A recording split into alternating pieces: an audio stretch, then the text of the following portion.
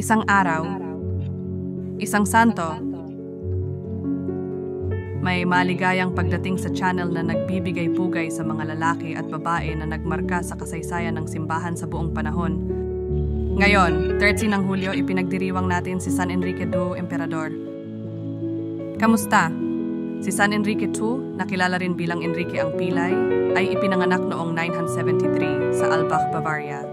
Siya ay anak ng Duke Enrique II ng Bavaria at ni Gisela ng Burgundy.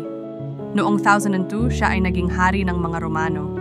At noong 1014, kinoronahan siya bilang emperador ng banal na Imperyo Romano ni Papa Benedicto VIII. Si Enrique II ay isang taong may malalim na pananampalataya at isang tagapagtaguyod ng reforma sa simbahan. Walang pagod siyang nagtrabaho upang isulong ang reforma ng simbahan at palakasin ang kanyang autoridad. Nagtatag siya ng maraming simbahan at monasteryo at sinuportahan ang reformang Cluniacense.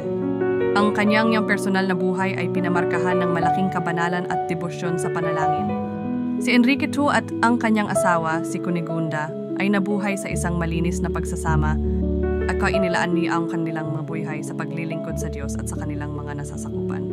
Wala silang mga anak na nagbigay daan kay Enrique na magpokus ng lubusan sa kanyang mga tungkulin bilang emperador at sa kanyang mga pagsisikap na magreforma. Siya ay namatay noong ika-13 ng Hulyo, 1024 sa Gotinga at kinanonisan ni Papa Eugenio III noong 1146. Ang kanyang kapistahan ay ipinagdiriwang tuwing ika-13 ng Hulyo.